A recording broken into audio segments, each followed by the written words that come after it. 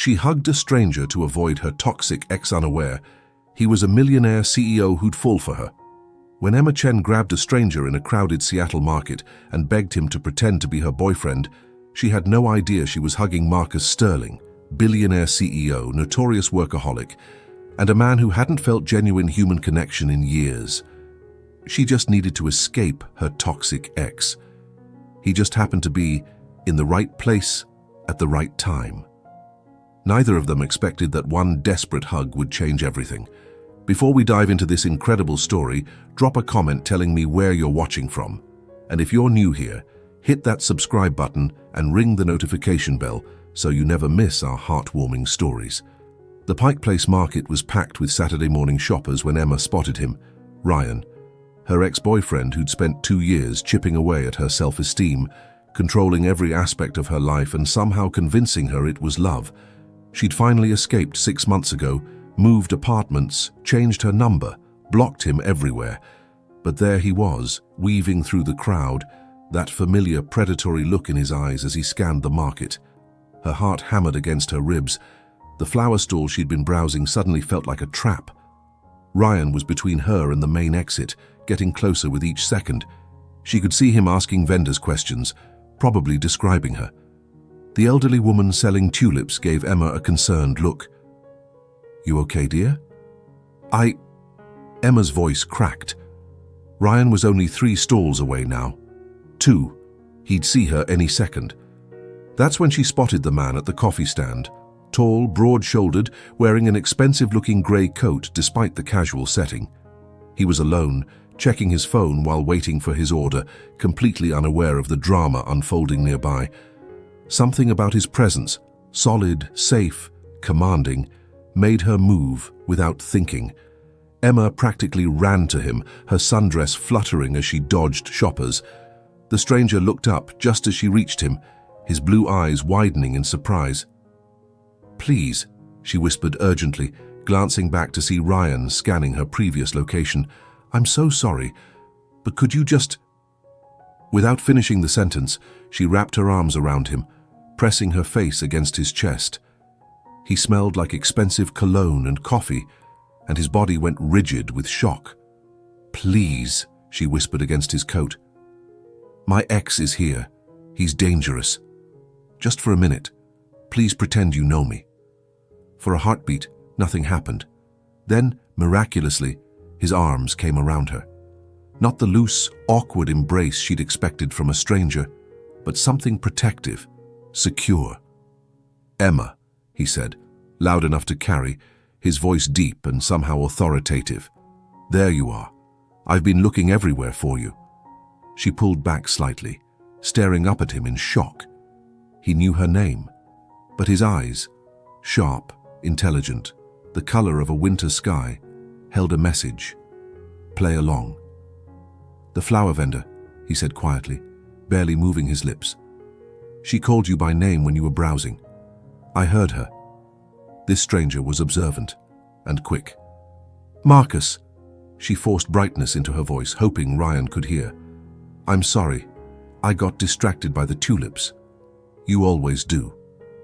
The man, Marcus apparently, smiled down at her with such genuine warmth that for a moment she forgot he was a stranger. His hand came up to brush a strand of hair from her face, the gesture so natural, so intimate, that her breath caught. "Did you find the ones you wanted for your sister's wedding?" Sister's wedding. He was building a story, giving them history. Emma felt a rush of gratitude so strong it made her eyes burn. Not yet. They didn't have the coral ones she wanted. She was amazed at how easily the lie came. "Maybe we should try the other vendor." In a minute. His arms stayed around her waist, and he shifted slightly, angling his body to shield her from view. "My coffee's almost ready. You know how I am before caffeine." That's when she saw Ryan approaching, his face dark with the anger she remembered too well. Her body tensed involuntarily, and Marcus must have felt it because his hold tightened fractionally. "Emma!" Ryan's voice cut through the market noise like a blade. "We need to talk." She felt Marcus assess the situation in an instant. The way Ryan's fists were clenched, the aggressive stance, the barely controlled rage. Without missing a beat, Marcus extended his free hand. "I don't believe we've met. Marcus Sterling." His tone was pleasant, but there was steel underneath. "And you are?" Ryan ignored the hand. "I'm her boyfriend." "Ex-boyfriend," Emma corrected, finding her voice. "Very ex." "We had a misunderstanding," Ryan said, his eyes never leaving Emma's face. "We need to discuss it, privately." "I don't think so." Marcus's voice remained calm, but his body language shifted subtly, protective, immovable. "Emma and I have plans today." "Emma doesn't have plans with anyone named Marcus." Ryan stepped closer. "I know everything about her life." "Funny how things change in 6 months," Marcus said mildly. "People move on, meet new people, find happiness." He looked down at Emma with such tenderness it made her chest tight. "Isn't that right, sweetheart?" "Yes." Her voice came out stronger than expected. "I've moved on, Ryan. Please leave me alone." "You heard her." Marcus's pleasant tone never wavered, but something in his posture made Ryan step back. Maybe it was the way he held himself, confident, controlled, like someone used to being obeyed. Or maybe it was the subtle warning in his eyes. "This isn't over," Ryan said, but he was already retreating. "We're not done, Emma." "Yes, you are," Marcus said quietly. "And if I see you bothering her again, we're going to have a very different kind of conversation, one involving lawyers and restraining orders. Are we clear?" Ryan's face flushed dark red, but something about Marcus, maybe the mention of lawyers, maybe the casual authority, made him think better of responding. He shot Emma one last venomous look before disappearing into the crowd. Emma stayed frozen in Marcus's embrace for several long moments, watching the spot where Ryan had vanished, waiting for him to reappear. Her whole body was shaking. "He's gone," Marcus said gently. "But let's stay here a bit longer, just to be sure." "I'm sorry," she whispered. "I'm so sorry. I just saw him and panicked, and you were there, and it's okay." His voice was soothing. "You did the smart thing. Are you all right?"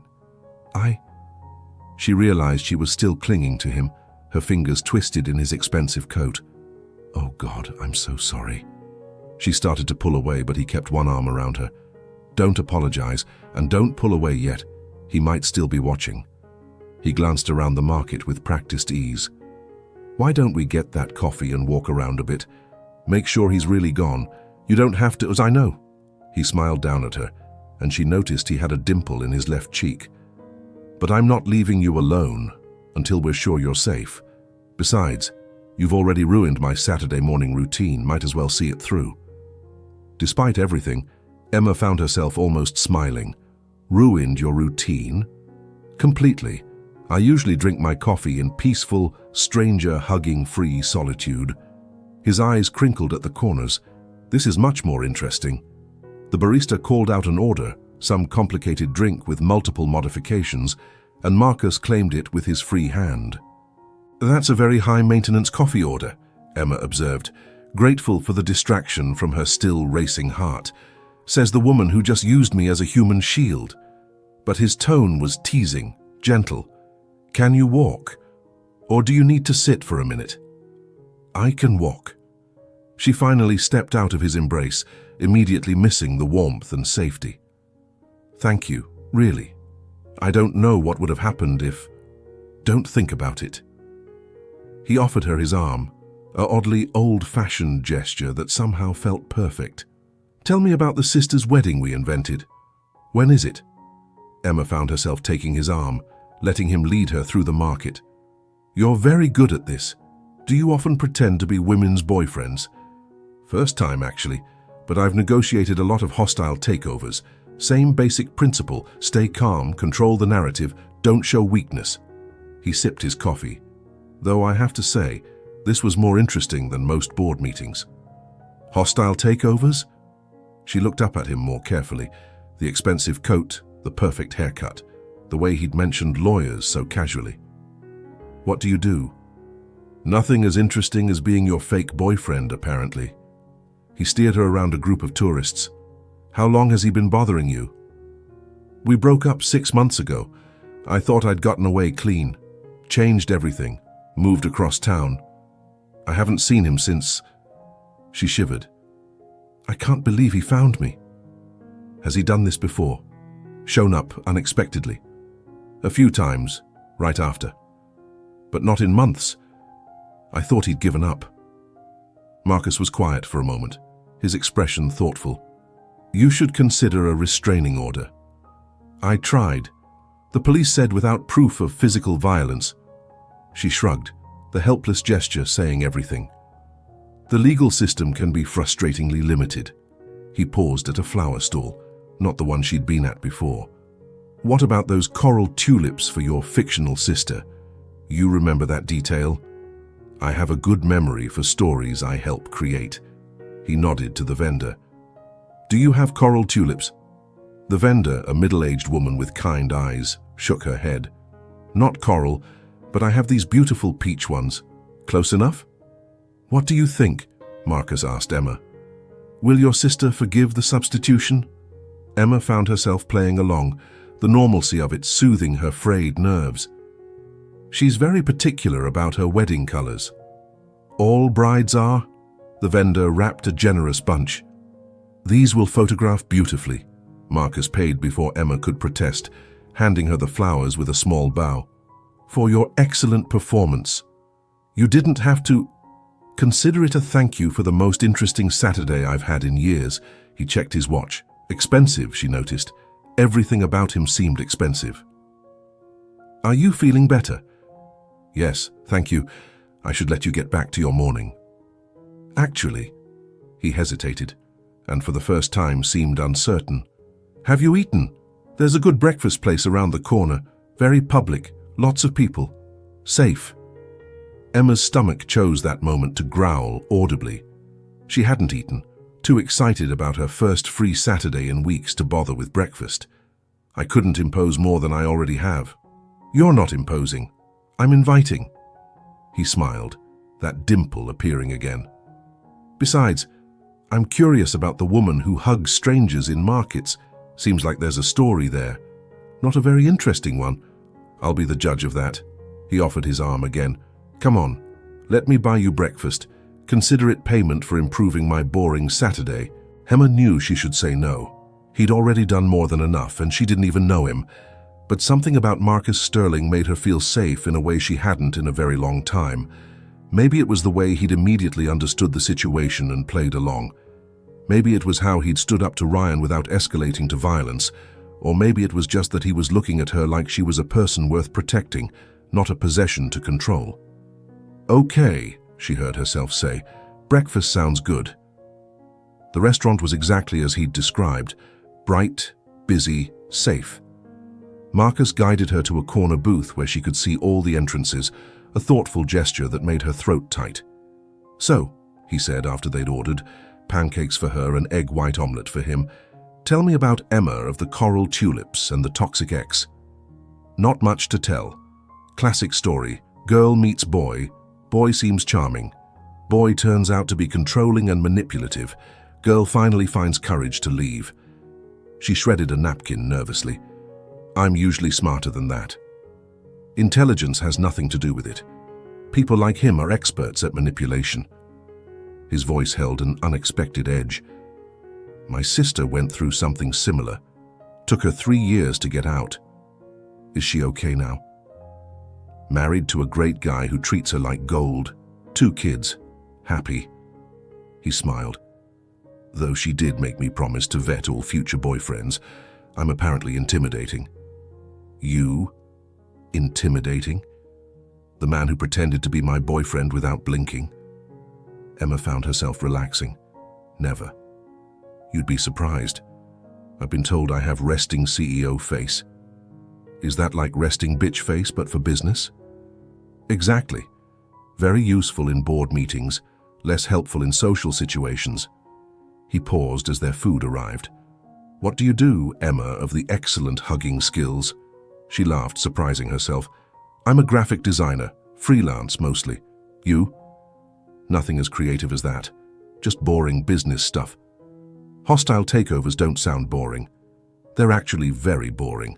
Lots of spreadsheets and lawyers and people in suits arguing about numbers. He cut into his omelette precisely. Your work sounds much more interesting. It's okay. I get to be creative, set my own hours, though lately I've been... She trailed off. Been what? Hiding, I guess. Taking on fewer clients, avoiding networking events, basically letting Ryan control my life even after he's gone. The admission came out bitter. You're not hiding today. No, I suppose not.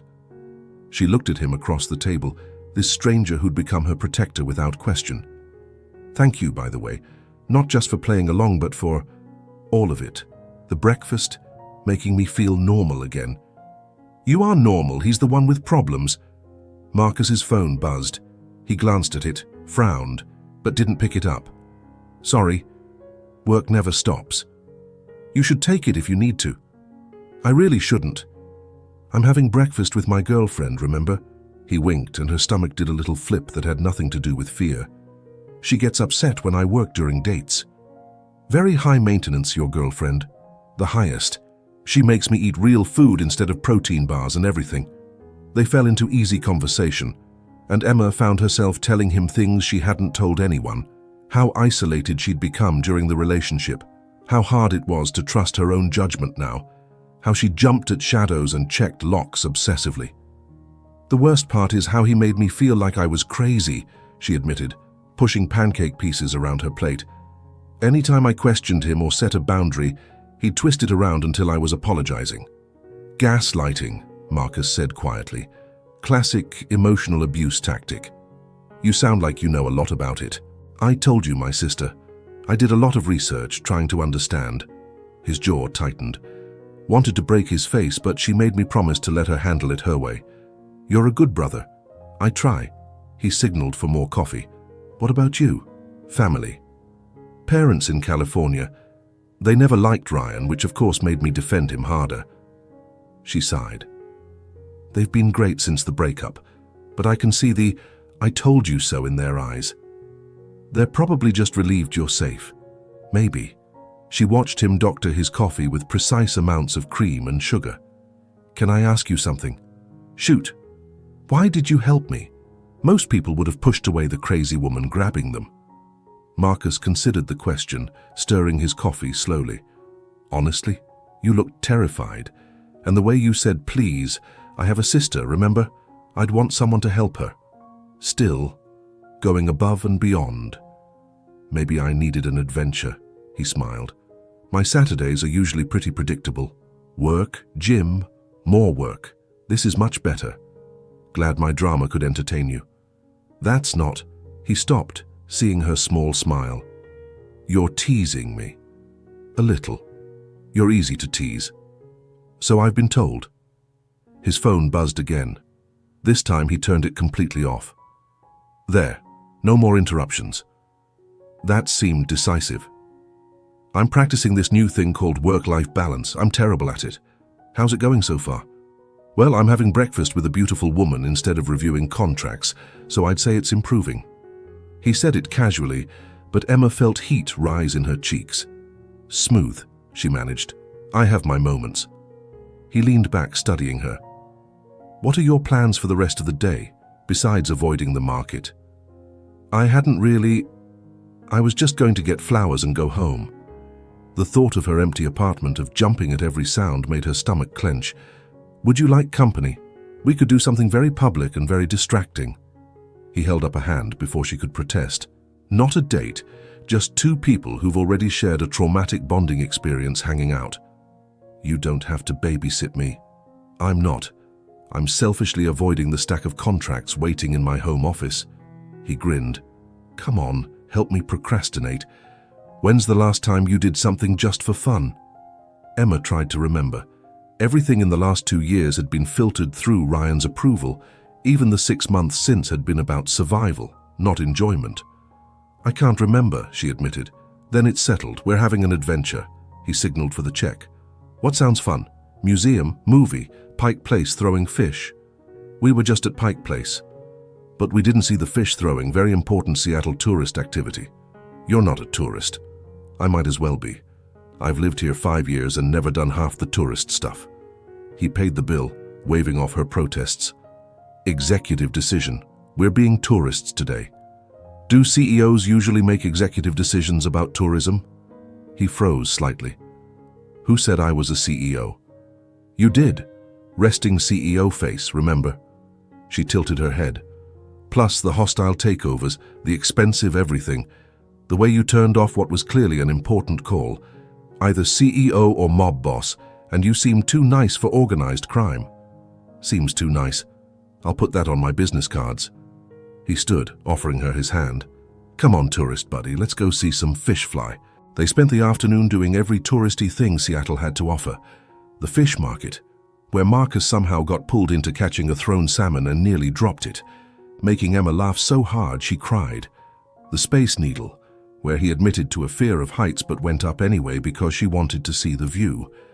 The Chihuli Garden, where the colored glass made rainbow patterns on her skin that he said looked like art itself.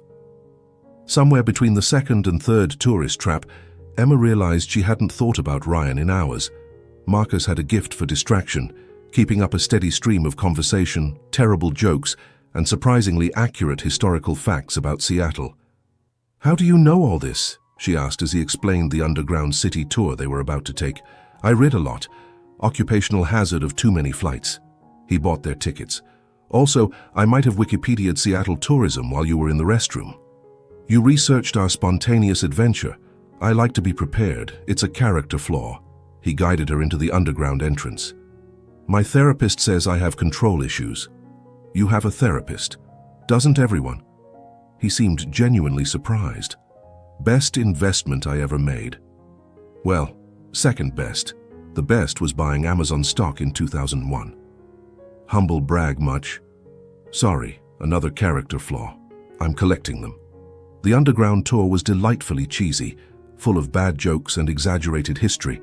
Marcus played along with enthusiasm, asking the guide ridiculous questions that made the whole group laugh. Emma found herself watching him more than the tour, fascinated by this man who could shift from boardroom intimidating to tourist goofy in seconds. You're staring, he murmured, during a particularly boring stretch about sewage systems. You're interesting, she replied without thinking, then blushed. Interesting good or interesting like a car accident? Good. Definitely good. His smile was different this time, softer, real. You're pretty interesting yourself, Emma Chen. How do you know my last name? Your credit card at breakfast. Also a very observant person, remember? He turned his attention back to the guide, but she caught him glancing at her throughout the rest of the tour. By late afternoon, they were at the waterfront, eating ice cream and watching the ferries. Emma's feet hurt from walking, but she felt lighter than she had in months. Thank you, she said suddenly, for all of this, for making me remember what fun feels like. Thank you for giving me an excuse to avoid work. He checked his watch, that expensive one she'd noticed earlier. Speaking of which, I should probably face the music soon. Can I drive you home? Reality crashed back. Home, alone, where Ryan might be waiting. Marcus must have seen something in her face because he added quickly, or we could grab dinner first. I know a place that makes amazing Thai food. Very spicy. Good for courage. You don't have to keep... I know I don't have to, but I'm having the best day I've had in years, and I'm not ready for it to end. He stood, offering his hand again. Besides, you haven't told me about your design work yet. I'm genuinely curious.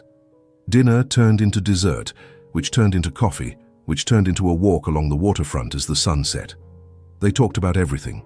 Her work, his company, tech-related he admitted but stayed vague on details, books, movies, travel dreams. Paris, Emma said when he asked where she'd most like to visit. Cliché, I know. Not cliché. Classic.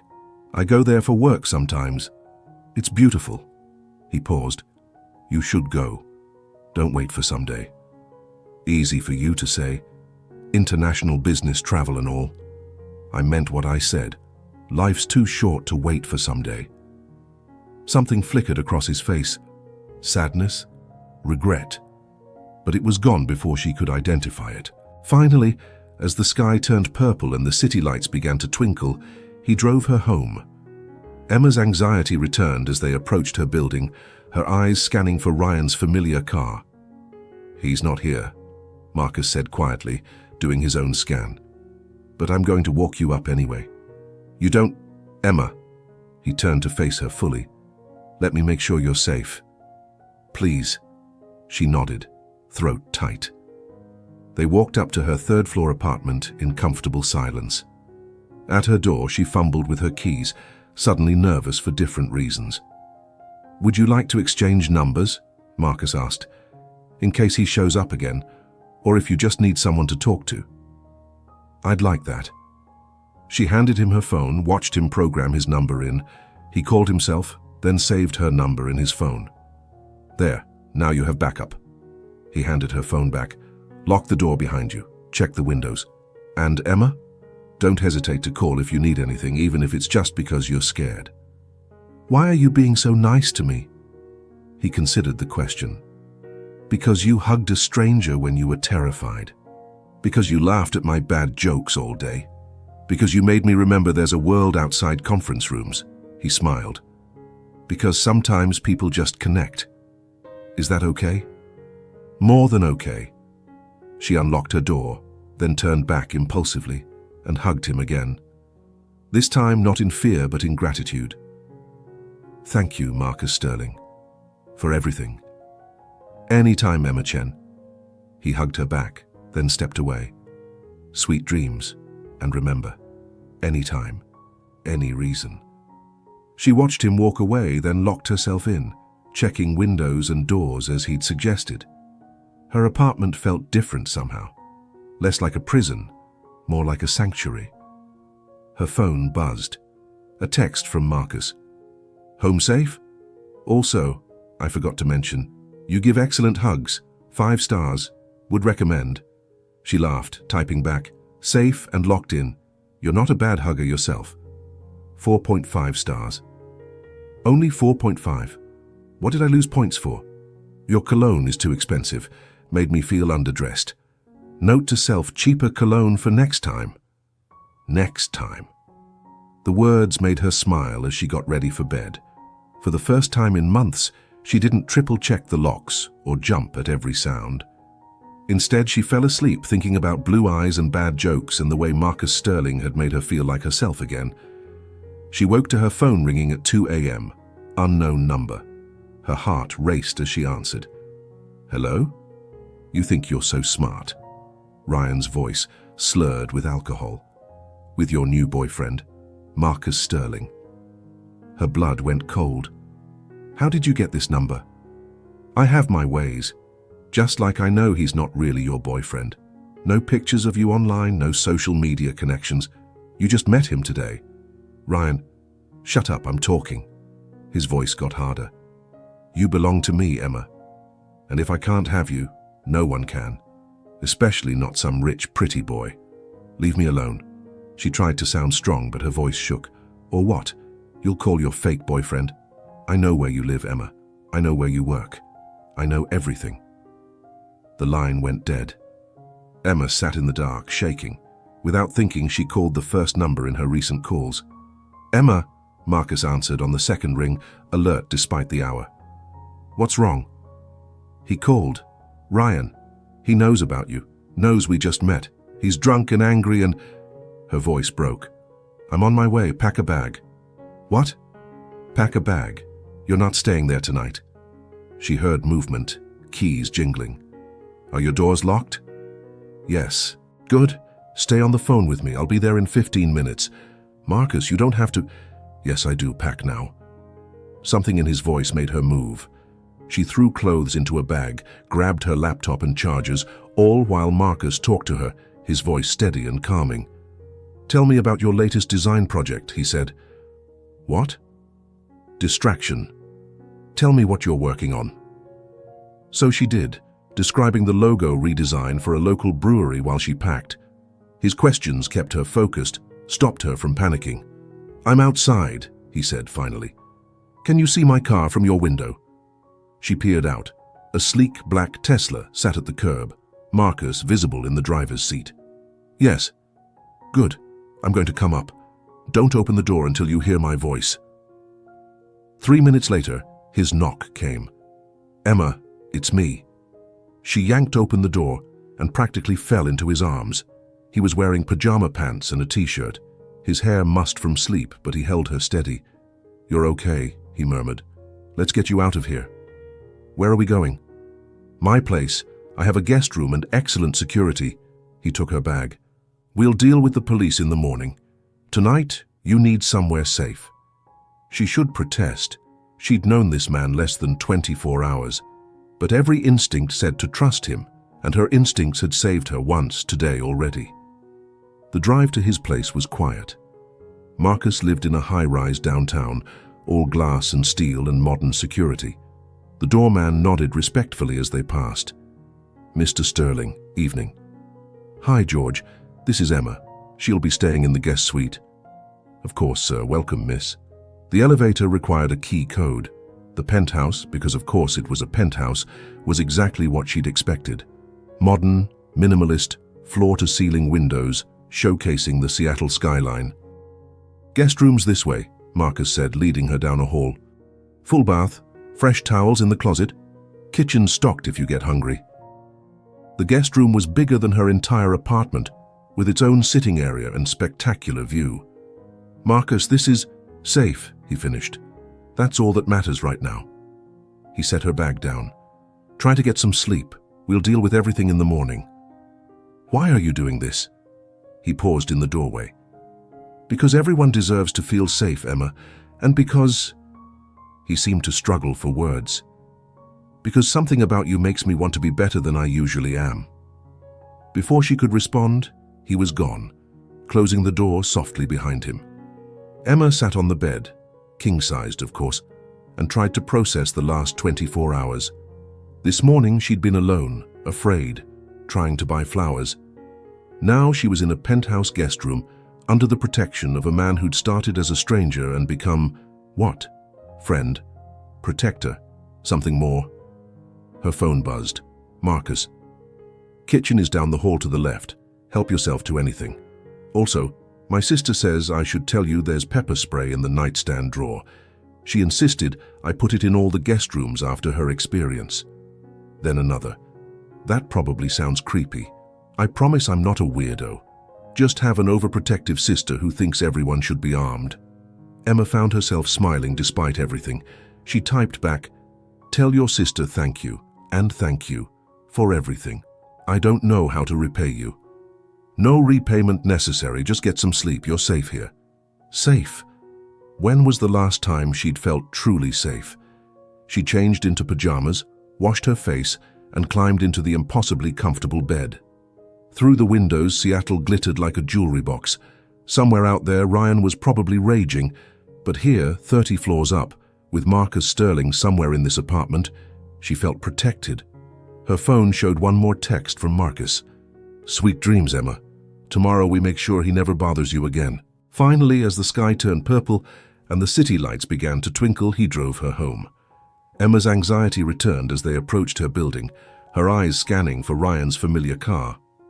He's not here, Marcus said quietly, doing his own scan. But I'm going to walk you up anyway. You don't... Emma. He turned to face her fully. Let me make sure you're safe. Please. She nodded, throat tight. They walked up to her third-floor apartment in comfortable silence. At her door, she fumbled with her keys, suddenly nervous for different reasons. Would you like to exchange numbers? Marcus asked, in case he shows up again, or if you just need someone to talk to. I'd like that. She handed him her phone, watched him program his number in. He called himself, then saved her number in his phone. There, now you have backup. He handed her phone back. Lock the door behind you, check the windows, and Emma, don't hesitate to call if you need anything, even if it's just because you're scared. Why are you being so nice to me? He considered the question. Because you hugged a stranger when you were terrified. Because you laughed at my bad jokes all day. Because you made me remember there's a world outside conference rooms. He smiled. Because sometimes people just connect. Is that okay? More than okay. She unlocked her door, then turned back impulsively and hugged him again, this time not in fear but in gratitude. "Thank you, Marcus Sterling, for everything." "Any time, Emma Chen." He hugged her back, then stepped away. "Sweet dreams. And remember, anytime, any reason." She watched him walk away, then locked herself in, checking windows and doors as he'd suggested. Her apartment felt different somehow, less like a prison, more like a sanctuary. Her phone buzzed, a text from Marcus. "Home safe? Also, I forgot to mention, you give excellent hugs. 5 stars. Would recommend." She laughed, typing back, "Safe and locked in. You're not a bad hugger yourself. 4.5 stars. Only 4.5? What did I lose points for? Your cologne is too expensive, made me feel underdressed. Note to self, cheaper cologne for next time." Next time. The words made her smile as she got ready for bed. For the first time in months, she didn't triple-check the locks or jump at every sound. Instead, she fell asleep thinking about blue eyes and bad jokes, and the way Marcus Sterling had made her feel like herself again. She woke to her phone ringing at 2 a.m. Unknown number. Her heart raced as she answered. "Hello? You think you're so smart?" Ryan's voice slurred with alcohol. "With your new boyfriend, Marcus Sterling." Her blood went cold. "How did you get this number?" "I have my ways, just like I know he's not really your boyfriend. No pictures of you online, no social media connections. You just met him today." Ryan, "Shut up, I'm talking." His voice got harder. "You belong to me, Emma. And if I can't have you, no one can. Especially not some rich pretty boy. Leave me alone." She tried to sound strong, but her voice shook. "Or what? You'll call your fake boyfriend? I know where you live, Emma. I know where you work. I know everything." The line went dead. Emma sat in the dark, shaking. Without thinking, she called the first number in her recent calls. "Emma?" Marcus answered on the second ring, alert despite the hour. "What's wrong?" "He called. Ryan. He knows about you, knows we just met. He's drunk and angry and—" Her voice broke. "I'm on my way, pack a bag." "What? Pack a bag? You're not staying there tonight." She heard movement, keys jingling. "Are your doors locked?" "Yes." She fell asleep believing him. Morning came with sunlight streaming through those massive windows and the smell of coffee. Emma followed the scent to find Marcus in the kitchen, dressed for work, but cooking breakfast. "Morning," he said, smiling. "How do you like your eggs?" "You cook?" "I'm a man of hidden talents." He gestured to a stool at the island. "Sit, coffee." "Please." She watched him move around the kitchen with surprising competence. "Did you sleep at all?" "A bit. I had some calls to make." "Calls?" "It's 7 a.m. To my lawyer. She's in New York, 3 hours ahead." He plated eggs and toast with efficient movements. "We're filing for an emergency restraining order today. She's already started the paperwork." "Marcus, I can't afford—" "You're not paying. Consider it a gift from someone who hates bullies." He set the plate in front of her. "Eat. We have a busy day." "We?" "You didn't think I was sending you to deal with this alone, did you?" He poured orange juice. "I cleared my schedule." "You can't just clear your schedule for someone you met yesterday. Watch me." He sat across from her with his own plate. "Emma, what Ryan is doing is serious. Stalking, harassment, threats. You need legal protection and you need someone in your corner who he can't intimidate." "And that's you?" "That's me." He smiled, but it was sharp. "I told you I do hostile takeovers for a living. Your ex-boyfriend is about to learn what that really means." After breakfast, they went to the police station. Marcus had somehow arranged for a detective to be waiting, and his lawyer, a terrifyingly competent woman named Patricia, appeared with a file full of documentation Emma didn't even know existed. "Mr. Sterling had me pull your phone records," Patricia explained. "Every call, every text from Ryan's various numbers. We also have the security footage from Pike Place yesterday, showing him approaching you aggressively." "How did you—" "I have resources," Marcus said simply, "and I believe in being thorough." The detective took Emma's statement, and with Patricia's legal weight behind it, the temporary restraining order was approved within hours. It would be served to Ryan by end of day. "This is just the beginning," Patricia told Emma as they left. "If he violates it even once, he goes to jail. We're also pursuing cyber-stalking charges for the phone harassment." "I don't know how to thank you," Emma said. "Don't thank me. Thank Mr. Sterling. He's the one who called me at 4 a.m. Patricia smiled. "Though I have to say this is more interesting than his usual contract negotiations." After Patricia left, Marcus drove Emma back to her apartment to get more clothes and her work equipment. "You can stay at my place as long as you need," he said as she packed. "The guest room is yours. I can't impose—" "Emma." He caught her hands, stilling her nervous movements. "You're not imposing. I have a massive apartment with 3 guest rooms I never use. Stay until you feel safe." "Why do you have 3 guest rooms?" "Poor planning. I bought the place thinking I'd have family visiting all the time. Turns out my family prefers hotels." He smiled wryly. "So really, you're doing me a favor, making the space useful." Emma looked at him, this man who'd upended his entire life to help her. "What's the catch?" "No catch. There's always a catch." "Okay, fine. The catch is, you have to help me learn to cook something besides eggs. I'm tired of takeout." He grinned. "Deal?" Despite everything, she laughed. "Deal." They spent the rest of the day moving her essential things to his penthouse. Marcus insisted on hiring movers for the larger items, storing them until she decided what to do about her apartment. "I can't break my lease," she worried. "Your landlord will understand given the circumstances. If not, Patricia will explain it to them." He carried a box of her art supplies. "Where do you want to set up your workspace?" "Marcus, I can't just move into your apartment." "Why not? You need somewhere safe. I have space. It's logical." He paused. "Unless you're uncomfortable, I can get you a hotel." "No, it's not that. It's just, we met yesterday." "Best day I've had in years," he said simply. "Look, no pressure. Stay a few days, see how it goes. If you hate it, we'll find you somewhere else safe. But for now, let me help, please." The please got her. This powerful man who commanded boardrooms and had lawyers on speed dial, saying please like her comfort mattered more than anything. "Okay," she said. "A few days." That evening, they ordered Thai food and ate on his balcony, the city spread below them like a glittering map. "Tell me about your company," Emma said. "You've been mysteriously vague." "It's boring." "I'll be the judge of that." He sighed. "I started a tech company in college. Enterprise software. Very unsexy, but very profitable. We went public 5 years ago." "What's it called?" "Sterling Solutions." Emma nearly choked on her pad thai. "Sterling Solutions? The Sterling Solutions? The company that just bought that huge building downtown?" "That would be us." "Marcus, that's $1 billion company." $2 billion, actually, but who's counting?" He said it casually like he was discussing the weather. "You're—" She stared at him. "You're actually Marcus Sterling, the Marcus Sterling, the one who was on the cover of Forbes last month. You saw that terrible photo. They made me wear a tie." "Oh my God." She put down her chopsticks.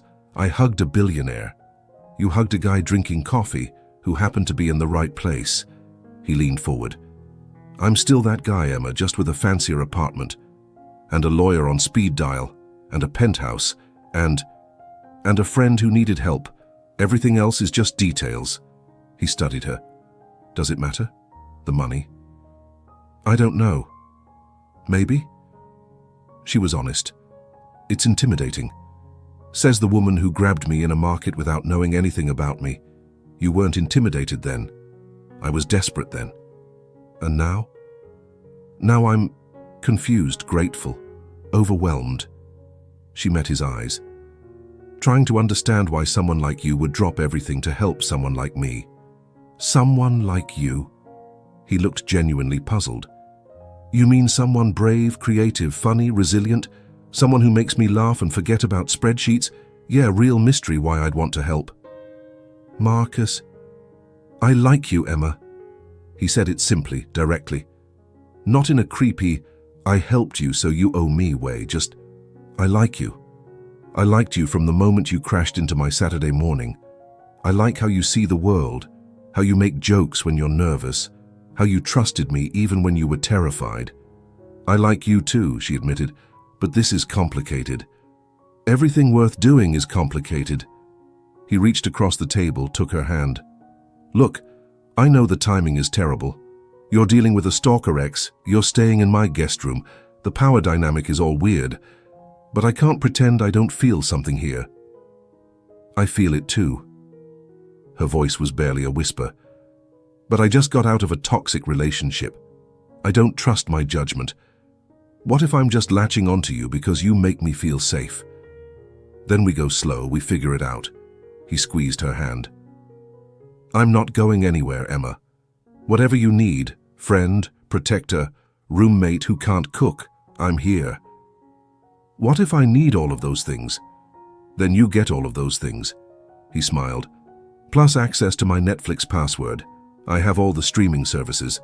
She laughed, the tension breaking. Well, if Netflix is involved, I'm very persuasive. They stayed on the balcony talking until late, carefully navigating the line between friendship and something more. Marcus told her about growing up with money but emotionally distant parents, how building his company had been about proving himself more than wealth. Emma shared her art school dreams, her family's expectations, how she'd lost herself in Ryan's demands. He convinced me my art wasn't good enough, she admitted. Said I should focus on more practical design work. Is that why you do logos instead of what you love? How do you know logos aren't what I love? Because your face changes when you talk about real art. You light up. He stood. Come on, show me your portfolio. Now? Why not? We've got Netflix and nowhere to be tomorrow. She retrieved her laptop, shyly showing him her personal work, the paintings and illustrations she'd hidden away after Ryan's criticism. Marcus studied each piece seriously, asking questions about technique and inspiration. These are incredible, he said finally. Why aren't you showing these in galleries? Because they're not. If you say good enough, I'm banning you from Thai food. He turned the laptop to face her. Look at this objectively. Pretend it's someone else's work. What would you say? She looked at the painting on screen, a piece she'd done right before meeting Ryan, all bold colors and emotion. I'd say it's brave. Exactly, so be brave. He closed the laptop. There's a gallery opening next week. One of my clients owns it. Come with me. As your date. As my friend who happens to be an artist. We'll network. You'll see what's out there. He paused. Unless you want it to be a date. I don't know what I want, she said honestly. That's okay. We'll figure it out as we go. He stood. It's late. You should get some sleep. Marcus? She caught his hand as he passed. Thank you. For everything. For being patient with my mess. Everyone has mess, Emma. Yours just has a restraining order now. He squeezed her hand. Sweet dreams. The next few days fell into an unexpected rhythm. Marcus left early for work, but always made coffee first, leaving her cute notes by the machine. Emma set up her workspace in one of the spare rooms, the natural light perfect for design work. She'd been nervous about staying there alone, but the building's security was Fort Knox level, and Marcus texted throughout the day. How's the logo coming? He'd ask. Or, George says you haven't left for lunch. Eat something. You have your doorman spying on me. I have my doorman making sure you remember to eat. There's a difference. In the evenings, they'd cook together. Or rather, she'd try to teach him while he made jokes about his culinary incompetence. How do you burn pasta water? Emma asked, staring at the somehow scorched pot. Talent, Marcus said proudly. Pure natural talent. You run a $2 billion company but can't boil water. Different skill sets. He pulled out his phone. Pizza. No, we're trying again. Cooking is not that hard. Says the woman who doesn't have an enemies list of smoke detectors. But he tried again, following her instructions with the same focus he probably brought to board meetings. The pasta turned out edible, if not exceptional. I did it, he held up a forkful triumphantly. I made food. You boiled pasta and heated sauce from a jar. Still counts. He was grinning like a kid. Next week we attempt vegetables. Slow down there, Gordon Ramsay. It was domestic and comfortable and dangerous. Emma could feel herself falling into the rhythm of life with Marcus, could imagine too easily how this could become permanent. But every time she started to overthink it, he'd do something to make her laugh, bringing her back to the moment. The restraining order was served to Ryan on a Tuesday. Emma knew because he immediately started calling from blocked numbers, leaving voicemails that Patricia documented for the criminal case. "You think you're so smart," one message said. "Getting your rich boyfriend to protect you, but he won't always be around." Marcus listened to the messages with a stone face, then made a call. "Patricia, yeah, he's violating already. File the charges." He paused. "No, I don't care what it costs. I want him arrested." Ryan was picked up that evening. The bail was set high enough that he couldn't pay, meaning he'd sit in jail until the hearing. Emma felt a mix of relief and guilt. "This is my fault," she said, pacing Marcus's living room. "If I hadn't gotten that restraining order, then he'd still be stalking you just without consequences." Marcus caught her shoulders, stilling her. "This is not your fault. None of it. Not the relationship, not the abuse, not his choices now. But no buts. He's a grown man who chose to violate a legal order. That's on him." His hands were warm through her shirt. "You're safe. That's what matters. Because of you." "Because of you," he corrected. "You got away from him. You asked for help. You stood up to him. I just provided resources. Very expensive resources. Best money I've spent in years." He smiled. "Except maybe for that underground tour. That was quality entertainment." She laughed despite herself. "You're impossible. Impossibly charming? Impossibly handsome? You'll have to be more specific." "Just impossible." But she was smiling now. "There we go. Much better than the pacing." He released her shoulders. "Want to watch a movie? I have all the streaming services, remember?" They ended up on the couch, watching some action movie Marcus had chosen specifically because it required no emotional investment. Somewhere during the second explosion, Emma found herself leaning against him. By the third, his arm was around her. "Is this okay?" he asked quietly. "Yeah," she said. "It's okay. More than okay." It felt right in a way that scared her. Natural. Easy. Like they'd been doing this for years instead of days. When the movie ended, neither of them moved. "Emma," Marcus said softly, "I need to tell you something." Her heart sped up. "What?" "I have a conference in San Francisco this weekend, 3 days." He paused. "I want you to come with me." "Marcus, not like that. Separate rooms, just... I don't want to leave you here alone with everything going on, and I thought maybe a change of scenery would be good. I have work. You can work from anywhere. The hotel has great Wi-Fi." He shifted to look at her. "No pressure, just think about it. A weekend in San Francisco with my billionaire roommate. Very pretty woman. Except you're not a sex worker, and I'm not Richard Gere. You have the hair for it." "I'll take that as a compliment." He tucked a strand of her hair behind her ear. "Think about it?" "Okay," she said, "I'll think about it." But she already knew she'd say yes, because despite every logical reason not to, she trusted Marcus Sterling, and maybe, just maybe, she was starting to trust herself again too. The next morning she found him in the kitchen earlier than usual, wearing a suit that probably cost more than her car. "Big meeting?" she asked, accepting the coffee he handed her. "Board presentation, quarterly reports." He adjusted his tie. "Boring stuff." "You don't look bored. You look nervous." "I don't get nervous." "Liar." She reached up, fixed his slightly crooked tie. "What's really going on?" "We're announcing a new acquisition, big one. The board might revolt." He caught her hands as she finished with the tie. "Thanks. For fixing your tie. For noticing I was nervous." He squeezed her hands. "Most people don't notice anything past the suit. Most people are idiots. Harsh, but fair." He grabbed his briefcase. "About San Francisco?" "Yes," she said, before she could overthink it. "I'll come." His smile lit up his whole face. "Really?" "Really. Someone needs to make sure you eat actual food instead of conference room pastries." Very practical. He kissed her forehead, quick and casual like it was normal. I'll book your ticket. First class, okay? Marcus, great. First class it is. He was already heading for the door. I'll be home late. Don't wait up. Eat real food. And then he was gone, leaving Emma touching her forehead where his lips had been, wondering when his penthouse had started feeling like home.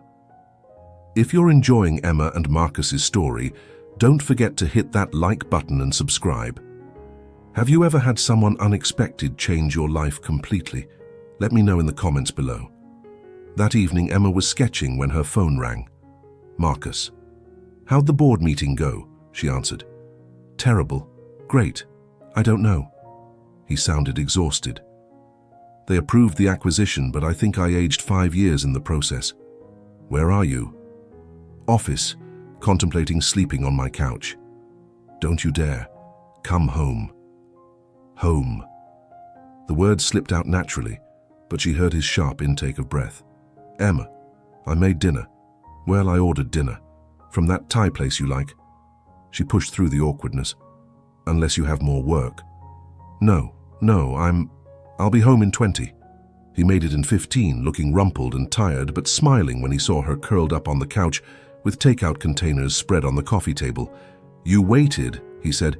You sounded like you needed pad Thai therapy. I need all the therapy. He collapsed next to her, loosening his tie. Tell me something good about your day. I finished 2 logo projects and started a new painting. She handed him chopsticks. Your turn. I saw you this morning. That was good. Smooth talker. I try. He dug into the food with obvious relief. This is perfect. You're perfect. The pad Thai? Sure. Let's go with that. He leaned back, finally relaxing. 3 more days until San Francisco. Are you sure it's okay? Me coming to your work thing? More than okay. You'll be saving me from boring networking dinners. He glanced at her. Fair warning, though. People will assume we're together. Aren't we? The question hung between them. Marcus set down his food, turned to face her fully. Are we? He asked softly. I don't know. Maybe? She met his eyes. I know I feel something. I know you make me feel safe and seen and happy. But I'm scared I'm moving too fast, rebounding, making another mistake. You're not a mistake, Emma. Neither is this. He took her hand. But I understand being scared. We can go as slow as you need. What if I don't know what I need? Then we figure it out together.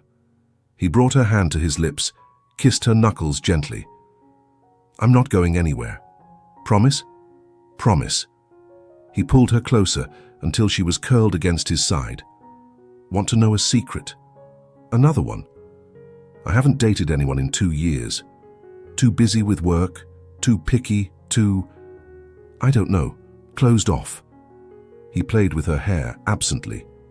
Then you literally ran into my life, and suddenly I'm clearing my schedule and learning to cook and thinking about something other than quarterly reports.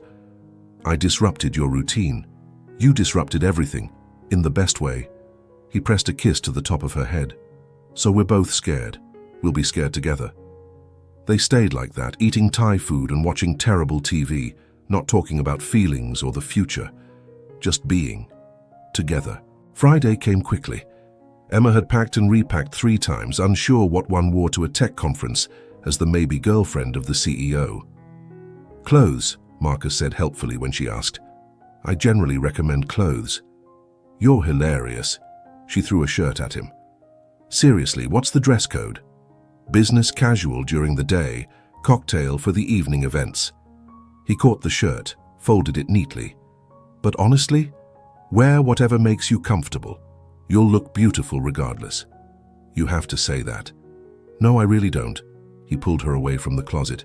Emma, relax. It's just a bunch of tech people talking about cloud computing. You'll be the most interesting person there by default. The flight to San Francisco was Emma's first time in first class. She tried not to gawk at the spacious seats and actual legroom. This is ridiculous, she whispered to Marcus. They gave us warm nuts. The height of luxury, he agreed solemnly. Wait until you see the warm cookies. There are warm cookies? You're adorable. He linked their fingers across the armrest. I fly this route once a month, and I still get excited about the cookies. The hotel was equally ridiculous, a 5-star property with views of the Golden Gate Bridge. Marcus had booked adjoining rooms, maintaining the boundaries they'd agreed on while keeping her close. "Your room is bigger than my apartment," Emma said, staring at the suite. "Our rooms connect through here." Marcus showed her the door between them. "I'll leave it unlocked on my side. You can lock yours or not, whatever makes you comfortable." Very respectful. "I have my moments." He checked his watch. "I have a meeting in an hour. Want to explore the city? Or you could work here." "I'll explore." She needed to move, to process being here with him. "Any recommendations?" "There's an art museum 2 blocks away. Several galleries in the area too." He pulled out his phone, texted her a list. "Or just wander. The neighborhood's safe." An hour later, Emma found herself in a small gallery, staring at paintings that weren't much better than her own hidden portfolio. The price tags, however, were astronomical. "Finding anything you like?" The gallery owner, an elegant woman in her 50s, approached. "They're interesting," Emma said diplomatically. "Interesting. The polite word for overpriced and underwhelming." The woman smiled. "You're an artist. How did you know?" "The way you look at the brushwork instead of the whole. Professional habit." She extended a hand. "Diana Chen, I own this establishment." "Emma Chen. No relation, despite the name." "Pity. I could use more Chens in my life." Diana studied her. "Are you showing anywhere?" "No, I mostly do commercial work. Design." "But that's not what you love." It wasn't a question. "Do you have a portfolio?" Emma found herself pulling out her phone, showing this stranger the photos of her real work. Diana studied each piece carefully, asking technical questions that showed she knew her stuff. "These are good," Diana said finally. "Really good. Why aren't you painting full-time? Bills? Life? Practical things?" "Ah, yes, the eternal artistic struggle." Diana pulled out a card. "I'm having a group show next month. New artists. If you have 3 pieces ready, I'd like to include you." "Are you serious?" "I never joke about art." "Well, rarely." Diana smiled. "Think about it. Call me either way." Emma left the gallery in a daze, Diana's card burning a hole in her pocket. She wandered the city, mind spinning with possibilities. Could she really show her work? Was she ready? Her phone buzzed. "Marcus, how's the exploring? Find anything good?" "Maybe," she typed back. "Tell you at dinner." "Can't wait. Meeting's running long but should be done by 6. Pick you up at 7. "It's a date." "Is it?" Even in text she could hear his playful tone. "Yes," she wrote, making the decision. "It's a date." His response was just heart emojis, which made her laugh. Billionaire CEO Marcus Sterling used heart emojis. She dressed carefully that evening, choosing a black dress that was elegant without trying too hard. When Marcus knocked on the connecting door, she was ready. "Wow," he said, taking her in. "You look... wow. You're very articulate for a CEO." "You broke my brain, it's a talent." He was in a dark suit without a tie, looking unfairly handsome. "Ready?" Dinner was at a small Italian place, intimate and quiet. Marcus had made reservations but seemed nervous, fidgeting with his water glass. "Okay, what's wrong?" Emma asked after he'd rearranged his silverware for the 3rd time. "Nothing's wrong." "Marcus," he sighed. "This is our first real date. I want it to be perfect." "It's already perfect. We're here, there's pasta, you're not wearing a tie, all perfect things."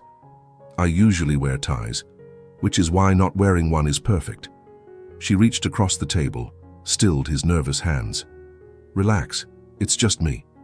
"That's the point, it's you." He turned his hands to hold hers.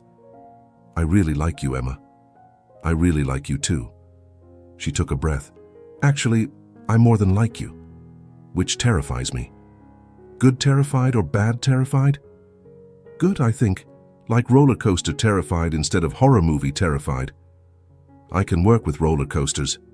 He smiled, that dimple appearing. "Tell me about your gallery adventures." She told him about Diana, about the possible show. His face lit up with genuine excitement. "Emma, that's incredible. You have to do it. It's scary.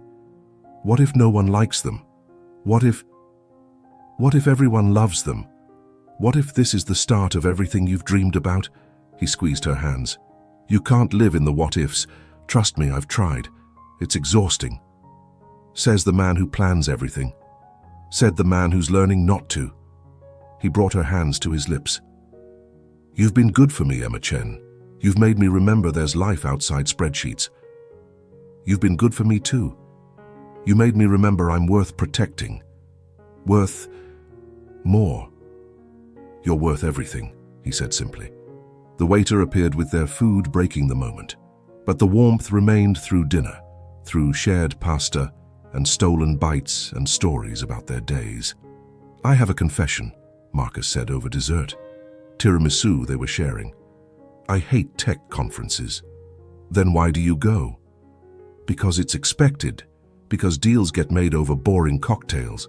Because I built this company, and sometimes that means doing things I hate." He offered her another bite.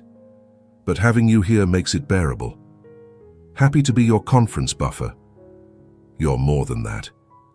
He set down the spoon, serious now. "Emma, I know we said slow, and I respect that. But I need you to know this isn't casual for me. You aren't casual for me." "You're not casual for me either," she admitted. "That's what scares me. It's been 2 weeks, Marcus. 2 weeks, and I'm already what?" "Falling for you," she whispered, "which is insane and too fast, and probably just because you saved me." "Hey." He moved to the chair beside her, cupped her face gently. "Look at me. You're not falling for me because I helped you. If anything, I'm falling for you because you let me help, because you trusted a stranger, because you make me laugh and think and want things I'd given up on." "Marcus, we can still go slow. We can take all the time you need. But don't diminish what this is." He stroked her cheek. "It's not too fast if it's right." "Is it right?" "Feels right to me." He leaned closer. "But then, I'm the guy who cleared his schedule for a stranger, so my judgment might be questionable." She laughed, the tension breaking. Terrible judgment. The worst. The absolute worst. He was so close now. "Emma? Yeah? I really want to kiss you right now." "Okay," she breathed. "Okay?" Instead of answering, she closed the distance between them. The kiss was soft, tentative at first, then deeper as she melted into him. He tasted like wine and tiramisu and possibility. When they broke apart, both breathing hard, he rested his forehead against hers. "Still scared?" he asked.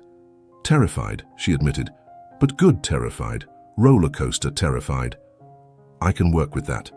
He kissed her again, quick and sweet. "Ready to go back?" "Not really. Can we walk for a bit?" They strolled through the city hand in hand, talking about everything and nothing. Marcus pointed out buildings his company had worked with, told her stories about his early days in San Francisco trying to get funding. "Everyone thought I was too young," he said, 22 with big dreams and no experience. "But you did it anyway." "Too stubborn to quit." He swung their joined hands. "Plus, I had something to prove. Parents who thought business was beneath our family's academic standards. They must be proud now. They're confused now. All that money and I still can't find a wife." He winced. "Sorry, that was honest. It's okay." She squeezed his hand. "My parents ask when I'm giving them grandchildren every call. Parents are fun. The best." She spotted a street artist doing portraits. "Oh, we should get one." "Really?" "Come on, live a little." She pulled him toward the artist. "When's the last time you did something touristy? Besides fake dating you at Pike Place?" "Besides that, I honestly can't remember." "Then we're definitely doing this." The artist was talented, capturing not just their features but something essential, the way Marcus looked at her, the way she leaned into him without thinking. When it was done, Emma stared at the portrait in wonder. "We look," she started. "Happy," Marcus finished. "We look happy." Yeah, we do. Back at the hotel, they stood awkwardly between their doors. Thank you for tonight, Emma said, for dinner and the walk and everything. Thank you for making it a real date. He tucked her hair behind her ear. Sleep well. Breakfast tomorrow? Wouldn't miss it. He kissed her goodnight, soft and lingering, then went to his room. Emma changed into pajamas, washed her face, tried to calm her racing heart. She'd just admitted to falling for him. He'd admitted the same. Everything was changing so fast. Her phone buzzed. Marcus. Left my side unlocked if you need anything. Sweet dreams, Emma. She stared at the connecting door for a long moment, then typed back, leaving mine unlocked too, just in case. Just in case, came his reply, followed by heart emojis. Emma fell asleep smiling, the portrait from the street artist propped on her nightstand, evidence that happiness was possible, that second chances existed, that sometimes the best things came from the worst moments. She woke to soft knocking on the connecting door. Emma, Marcus's voice concerned. You okay? It's past 10. 10? She never slept that late. I'm fine, just overslept. Can I come in? Sure. She sat up, tried to smooth her bedhead. He entered carrying a tray of coffee and pastries. Room service. Figured you might need caffeine before facing the day. You're wonderful. She accepted the coffee gratefully. What time's your conference thing? Not until 2. We have the morning free. He sat on the edge of her bed, casual intimacy that made her heart skip. How'd you sleep? Better than I have in months. Good. He studied her face. Any regrets about last night? The date? The kiss? The feelings talk? No regrets. You? Only that I have to spend the afternoon talking about cloud infrastructure instead of with you. He stole a piece of her croissant. What will you do? Work on some designs, maybe visit Diana's gallery again. She made a decision. I think I'm going to do the show. Really? His face lit up. Emma, that's amazing. It's terrifying. The best things usually are. He kissed her, tasting like coffee and possibility. I'm proud of you. Those words from him made her eyes burn. I should probably do the work before you get proud. Too late. Already proud. He stood reluctantly. I should shower. Get ready for corporate nonsense. Marcus, she caught his hand. Thank you for believing in me, for seeing me as more than I see myself. Same goes for you, you know. You see past all this, he gestured at the luxury suite, to who I really am. That's rare. You're rare, she said softly. He kissed her again, deeper this time, then pulled away with obvious effort. Keep that up and I'll skip the conference entirely. Go, be a CEO. I'll be here when you get back. Promise? Promise. After he left, Emma worked on her designs, but her mind kept drifting to the gallery show. 3 pieces in a month. She could do it. She had to do it. Her phone rang. Unknown number. Her blood went cold. Ryan, but she answered anyway. Emma Chen? A woman's voice, unfamiliar. Yes? This is Officer Martinez with Seattle PD. I wanted to update you on your case. Ryan Morrison made bail this morning. The coffee turned to acid in her stomach. What? How? His family posted it. He's been ordered to stay away from you and he's wearing an ankle monitor. But I wanted you to know. Will he come after me? The monitor will alert us if he goes near your apartment or workplace. Where are you now? San Francisco. With a friend. Good. Stay there if you can. We're building a solid case, but it takes time. Emma hung up, hands shaking. Ryan was out, free, probably furious. She knocked on the connecting door. Marcus answered immediately, shirt half-buttoned. What's wrong? He took one look at her face and pulled her into his arms. Emma, what happened? Ryan made bail, she whispered into his chest. He's out. His arms tightened. Okay, we'll handle this. He pulled back, cupped her face. You're safe. He doesn't know you're here. And even if he did, he'd have to get through me. I'm scared. I know. But you're not alone. He kissed her forehead. Change of plans. You're coming to the conference with me. Marcus, I can't. Yes, you can. I'll introduce you as my girlfriend, real girlfriend, and you'll charm everyone while I pretend to care about server optimization. His thumbs stroked her cheeks. I'm not leaving you alone, not today. I don't have conference clothes. Then we'll go shopping. The sessions don't start until 2. He was already reaching for his phone. I'll cancel my lunch meeting. You can't just cancel. Watch me. He was texting rapidly. There, cancelled. Get dressed. We're having a shopping and distraction adventure. I don't need... Emma. He set down his phone, took her hands. Let me do this. Let me take care of you. Please. The please got her. It always did. An hour later, they were in Union Square, Marcus insisting on buying her conference-appropriate outfits despite her protests. Think of it as a business expense, he said, handing her another dress to try. You're saving me from boring conversations. That's valuable. Your accounting department will love that logic. I am the accounting department. Well, I sign their checks anyway. He held up a blazer. This? Too formal. You're right.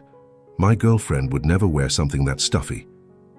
He said it casually, but the word girlfriend made them both pause. Is that what I am? Emma asked softly. Your girlfriend? I'd like you to be. He set down the blazer, faced her fully. If you're ready for that. What happened to going slow? Slow is relative. We can be together and still take things at your pace. He stepped closer. But I want to call you mine. Want everyone to know you're with me. Is that okay? More than okay. She went up on her toes, kissed him in the middle of Nordstrom. Girlfriend it is. Best shopping trip ever, he murmured against her lips. They found the perfect outfit, professional but still her. Marcus insisted on shoes and jewelry too, waving off her protests about cost. Emma, I have more money than I could spend in 10 lifetimes. Let me use some of it to make you smile. I don't want to be that girl, the one who's with you for... Stop. He caught her face in his hands. You hugged me before you knew who I was. You liked me when you thought I was just some guy at a coffee stand. You're not that girl. You never could be. The conference was exactly as boring as Marcus had predicted, but having Emma there transformed it.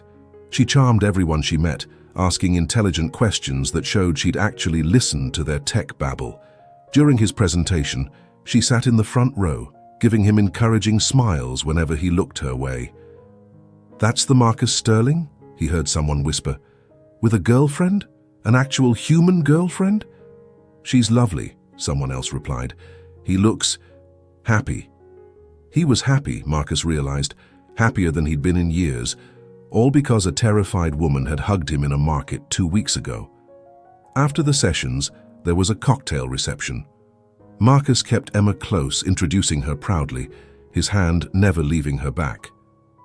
You were amazing, Emma said during a quiet moment. I had no idea what you were talking about, but you made cloud infrastructure sound almost interesting. Almost interesting, I'll take it. He snagged 2 glasses of champagne from a passing waiter. How are you doing, really? Better. Being here helps. Being with you helps. She sipped her champagne. Is it always like this, people wanting your attention? Usually worse, but having you here makes them keep their distance a bit. They're all too curious about you to mob me with questions. Happy to be your human shield. Turnabout's fair play. He kissed her temple. Want to get out of here? We've made enough of an appearance. God, yes. These shoes are killing me. They escaped to the hotel, Emma immediately kicking off the heels with a grateful sigh. How do people wear those all day? Practice and masochism. Marcus loosened his tie. Hungry? We could order room service. Starving. That reception food was basically garnish. They ordered too much food and ate in Marcus's suite, the city lights twinkling below. Emma had changed into casual clothes, curled up beside him on the couch. Thank you for today, she said. For distracting me, for the clothes, for introducing me as your girlfriend to everyone. Thank you for coming, for trusting me, for making that conference bearable. He played with her hair. I have to go back tomorrow for the closing sessions. Will you come again? If you want me there. I always want you there. The words came out more intense than he'd intended. I mean, I know what you mean. She kissed him softly. I feel the same way. They stayed on the couch talking until late, carefully not addressing the elephant in the room. That Ryan was out, that they'd have to go back to Seattle tomorrow night. That real life was waiting. We should sleep, Marcus said finally. Early flight tomorrow. I don't want to be alone, Emma admitted quietly. Would it be okay if I stayed here just to sleep? Of course. He stood, pulled her up with him. You can have the bed. I'll take the couch. Marcus, this bed is enormous.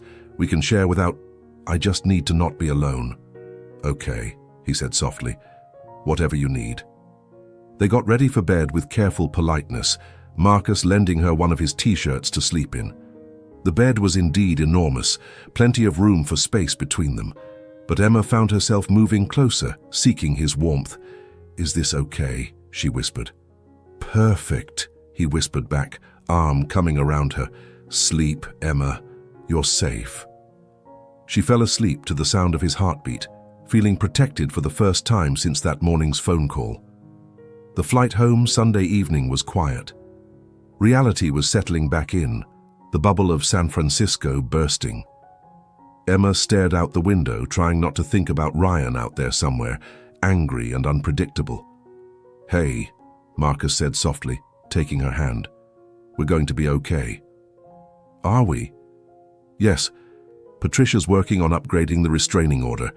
I've hired a security firm to watch your apartment building, and you're staying with me as long as you want. I can't hide in your penthouse forever. Why not? I have great Wi-Fi and terrible cooking skills. You'd be doing me a favor. Despite everything, she smiled. You're impossible. Impossibly protective, maybe. He squeezed her hand. Emma, I know this is scary, but you're not facing it alone. Not anymore. What did I do to deserve you? You hugged a stranger, he said simply. Best thing that ever happened to me. Back in Seattle, the rain was falling steadily. Marcus drove them home, and it was home now, Emma realized. Somewhere in the last 2 weeks, his penthouse had become her safe haven. George the doorman greeted them warmly. Welcome back, Mr. Sterling, Ms. Chen. I trust your trip was pleasant? Very pleasant, George. Thank you. Marcus handed him their bags. Any issues while we were gone? No, sir. Though there was a gentleman asking about Ms. Chen yesterday. I followed protocol. No information given.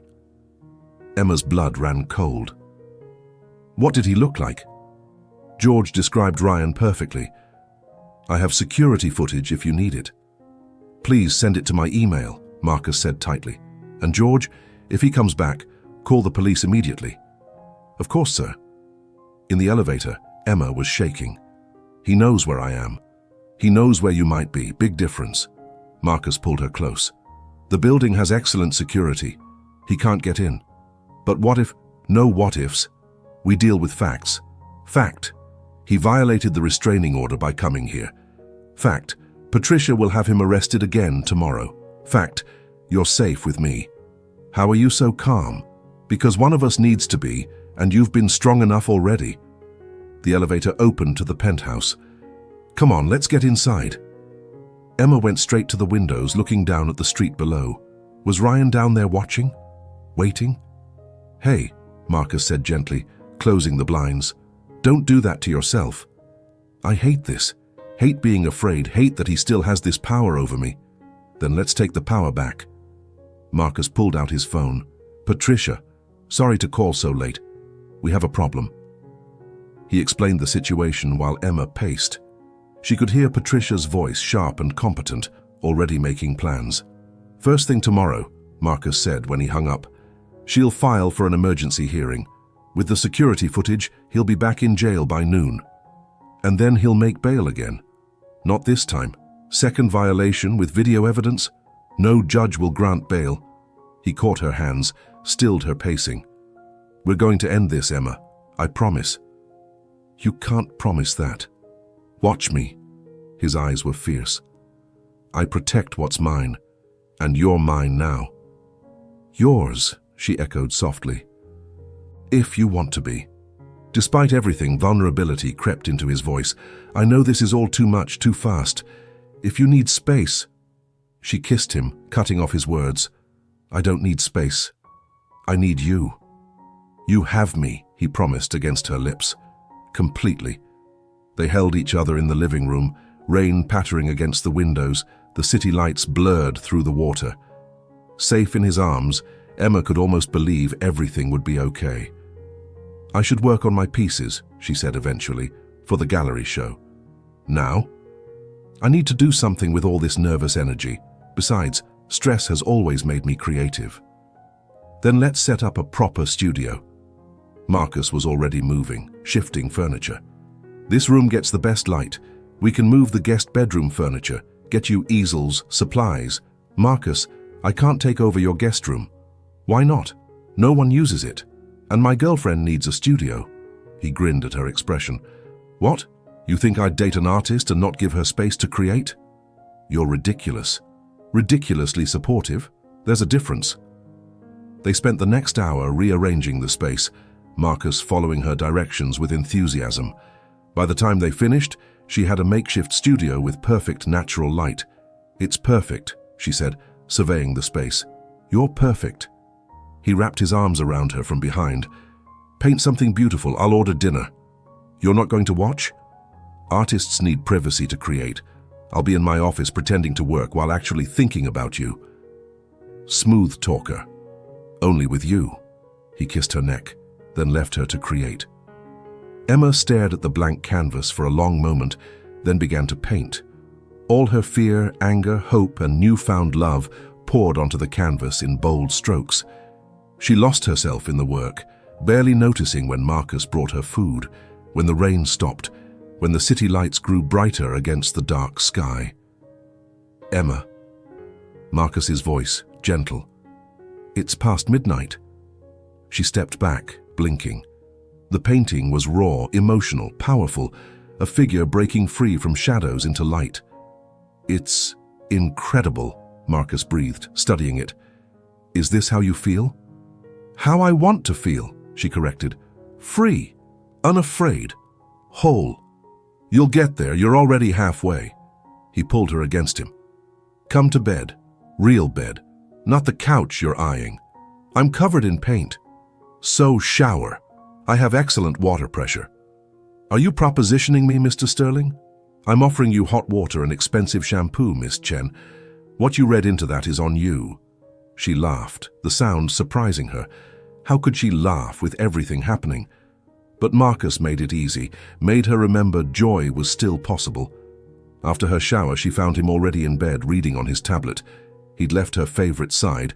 How did he know she had a favorite side? And looked up with a smile when she entered. Better? Much? She slid in beside him, immediately curling close. What are you reading? Quarterly reports. Thrilling stuff. On a Sunday night? I'm behind from playing hooky all weekend. But he set the tablet aside, focusing on her. How are you doing, really? Scared, angry, but also, she searched for words, hopeful, like maybe this is the storm before everything gets better. It is, he said firmly. Tomorrow, Patricia will handle Ryan. You'll paint more incredible pieces. I'll pretend to understand art while being secretly awed by your talent. You understand plenty. I understand that you're extraordinary. He kissed her softly. Sleep. Tomorrow's a big day. But sleep didn't come easily. Emma lay awake listening to Marcus's breathing, mind racing with what-ifs. What if the judge didn't revoke bail? What if Ryan found a way around the restraining order? What if... Stop thinking so loud, Marcus murmured, pulling her closer. Whatever you're worried about, we'll handle it together. How did you know I was awake? Your breathing changes when you're anxious. He pressed a kiss to her hair. Talk to me. I'm scared he'll win, that he'll find a way to hurt me or you, or he won't. You can't know that. I can, and I do. Marcus shifted to look at her in the dim light. Emma, I've built a company from nothing. I've fought bigger battles than one pathetic ex-boyfriend. He doesn't get to win, not against us. Us, she repeated softly. Us, he confirmed. Now sleep. You need energy for all the winning we're doing tomorrow.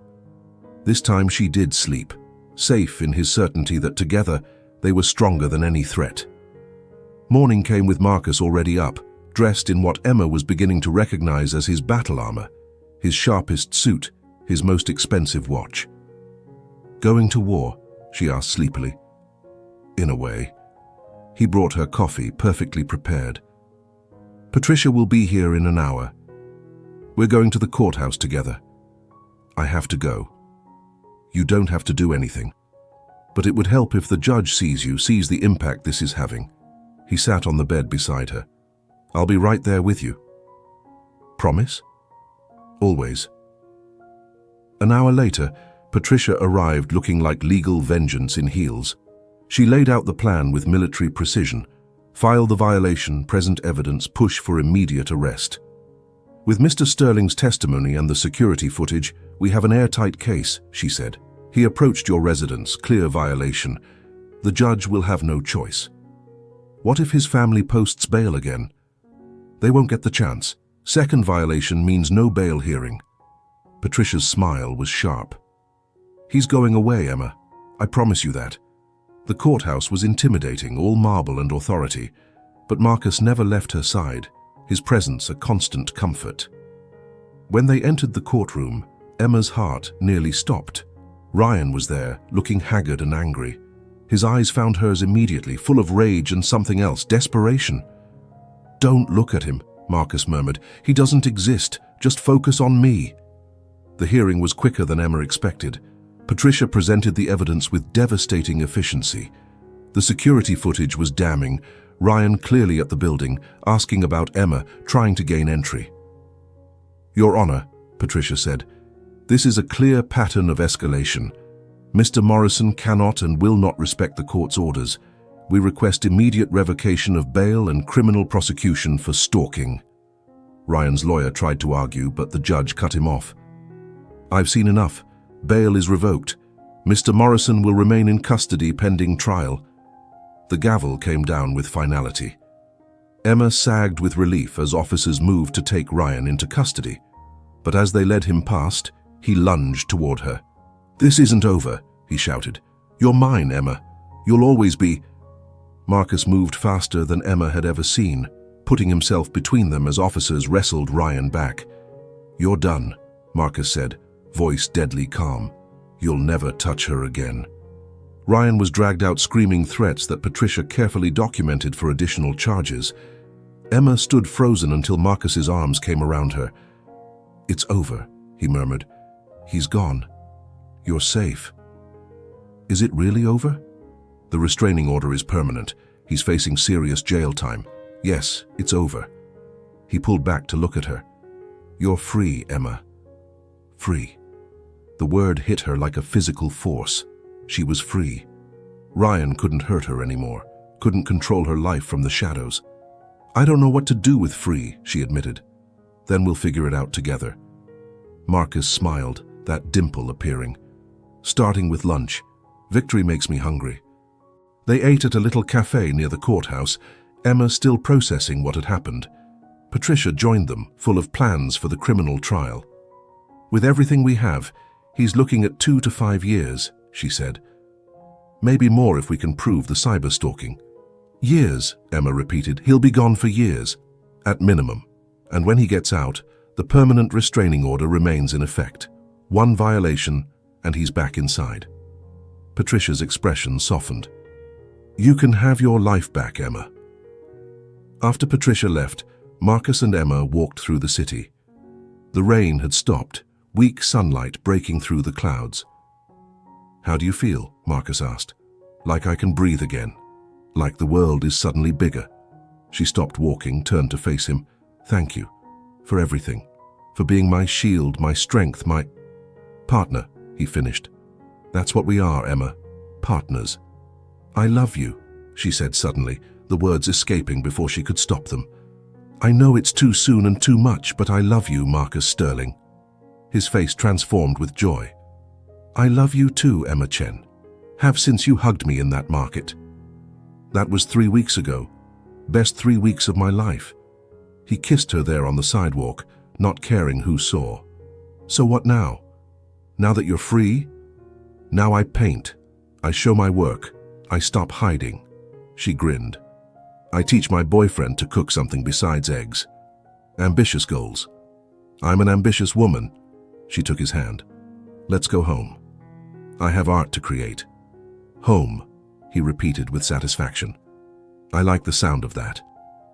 They walked back to the penthouse hand in hand, Emma feeling lighter with each step. Ryan was gone. The fear was lifting. And she had Marcus, wonderful, protective, loving Marcus, by her side. Move in with me, he said suddenly as they entered the building. Officially, not just staying because you need protection, but because we want to live together. Marcus, I know it's fast. Everything with us has been fast. But I can't imagine my apartment without your art supplies everywhere and your coffee mug next to mine. He stopped in the lobby, taking both her hands. Move in with me, Emma. Make it our home, not just mine. George the doorman pretended not to watch, but Emma caught his smile. Yes, she said, surprising herself with how easy the answer came. Yes, I'll move in with you. Marcus whooped, actually whooped, and spun her around right there in the lobby. George applauded, making Emma laugh. Congratulations, Miss Chen, Mr. Sterling, George said warmly. About time, if I may say so. You may, Marcus grinned. You absolutely may. In the elevator, he couldn't stop smiling. We need to get your things from your apartment. And furniture, you should pick furniture, make the place yours too. Our place, she corrected. Our place. He kissed her as the doors opened. I loved the sound of that. The next few weeks flew by in a blur of change. Emma threw herself into painting, creating piece after piece for Diana's show. Marcus would find her in her studio at all hours, covered in paint and utterly absorbed. You need to eat, he'd say, bringing her sandwiches. You need to learn to cook more than sandwiches, she'd counter, one skill at a time. They moved her belongings from her apartment, Emma finally able to enter without fear. Marcus helped her pack, treating her possessions with care. This is terrible, he said, holding up a painting she'd done in college. That's my early work. It's terrible and I love it. It's going in our bedroom. It is not. It is. I want to see your evolution. Plus, it'll remind me that everyone starts somewhere. They compromised. The painting went in his office, where he claimed it inspired him during boring conference calls. Emma met his sister, Claire, who arrived for dinner one night with wine and 1,000 questions.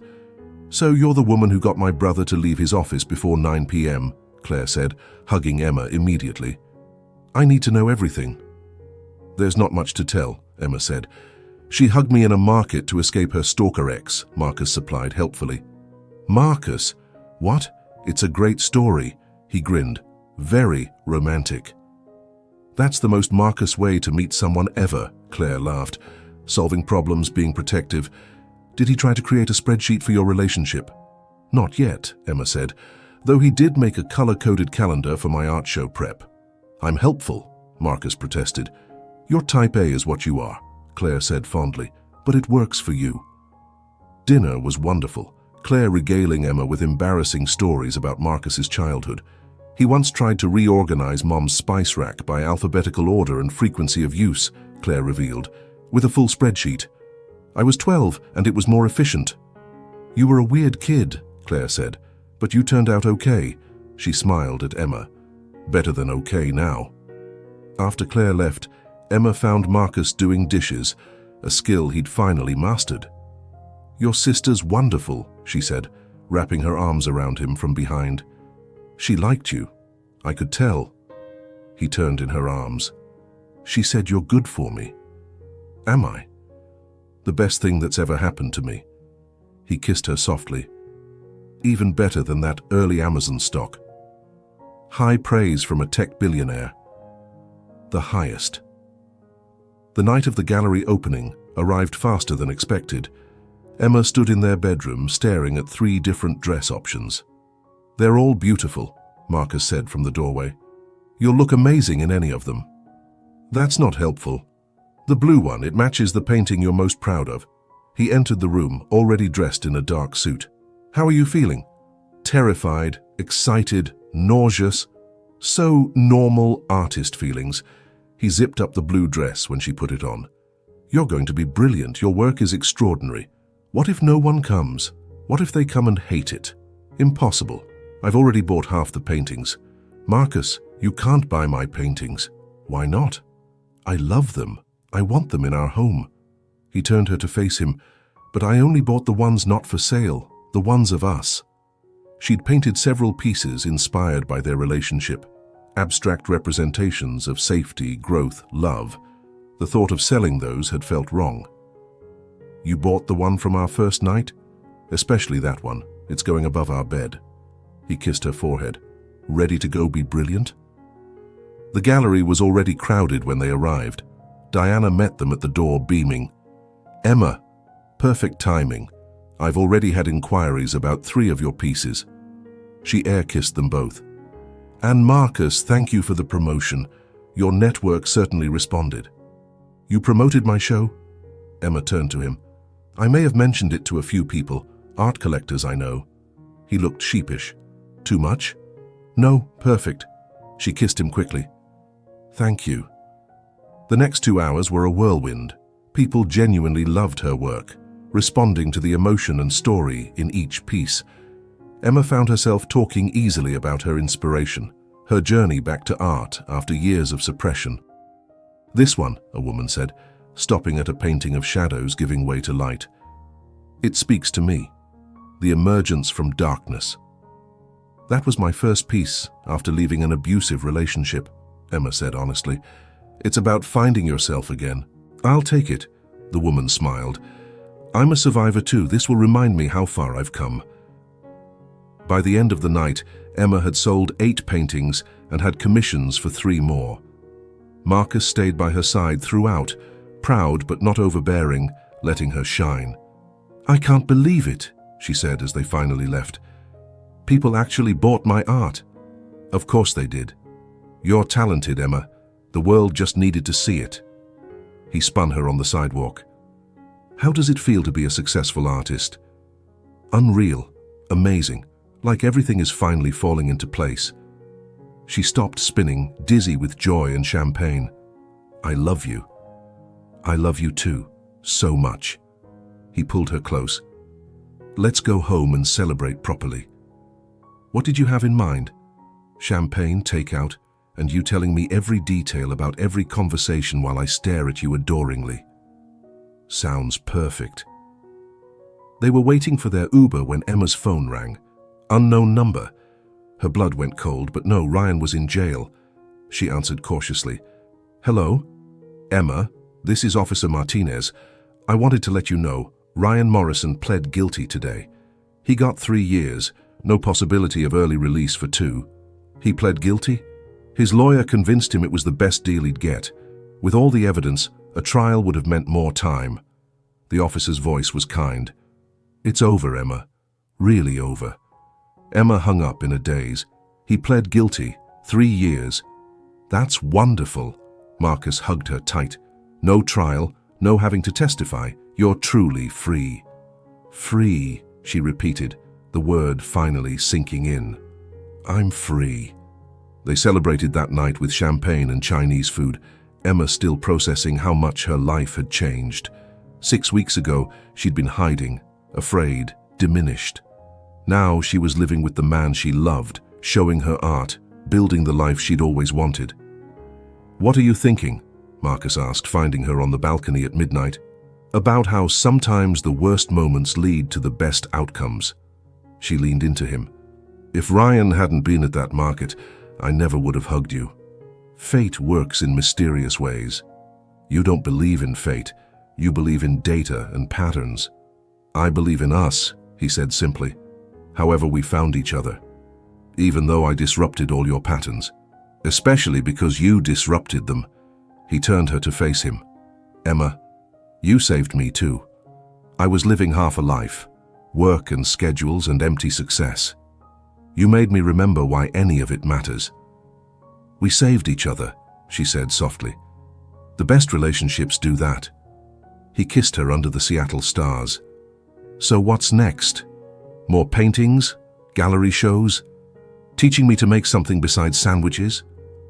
All of the above. Plus maybe... She hesitated. I've been thinking about teaching art to other survivors, using creativity to heal. That's brilliant. You'd be amazing at that. You think? I know. You're the strongest person I've met, Emma. Sharing that strength, that's beautiful. I love you, she said, overwhelmed by his faith in her. I love you too, forever if you'll have me. Forever sounds about right. They stayed on the balcony, planning their future, dreaming together.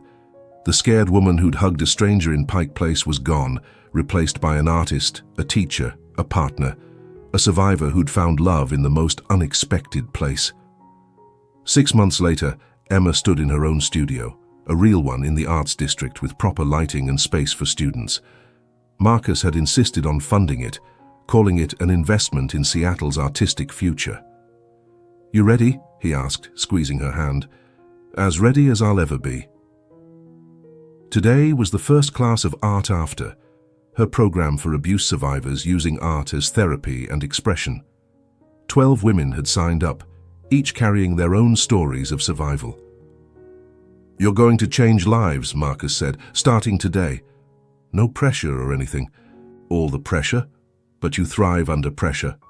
He kissed her quickly. I'll pick you up after. We have dinner reservations. Somewhere that requires cooking skills you don't have? I can make pasta now, sort of, sometimes. He grinned. Okay, we're going out, but someday I'll cook you a full meal. I'll believe it when I taste it. He left with another kiss, and Emma faced her empty studio. Soon it would fill with women like her, women who'd lost themselves and were trying to create something new from the pieces. Her phone buzzed, a text from Marcus. You've got this. They're lucky to have you. I'm lucky to have you. Paint something beautiful today. Then another. Also, I may have stress-bought too many art supplies for your students. George is helping me unload them. Emma laughed, love flooding through her. Of course he had. Marcus Sterling, billionaire CEO, carrying canvases and paint sets because he believed in her dream. The door opened and her first student entered, nervous, hopeful, brave. Welcome, Emma said, meaning it with every fiber of her being. Let's create something beautiful. As the studio filled with survivors ready to reclaim their voices through art, Emma thought about that desperate morning in Pike Place. How a moment of terror had led to love, to purpose, to this. Sometimes the best things really did come from the worst moments. Sometimes a desperate hug could change everything. Sometimes love found you when you were brave enough to reach for help. And sometimes happily ever after looked like paint-stained hands, a too generous boyfriend, and a room full of women learning to transform their pain into beauty. Emma smiled and picked up her brush. Time to create something new. What did you think of Emma and Marcus's journey? Have you ever had a chance encounter that changed your life? Drop a comment below and share your story. And if this touched your heart, please hit that like button and subscribe for more emotional, romantic stories every week. Remember, sometimes the most beautiful love stories begin in the most unexpected moments. Until next time, keep your hearts open to possibility.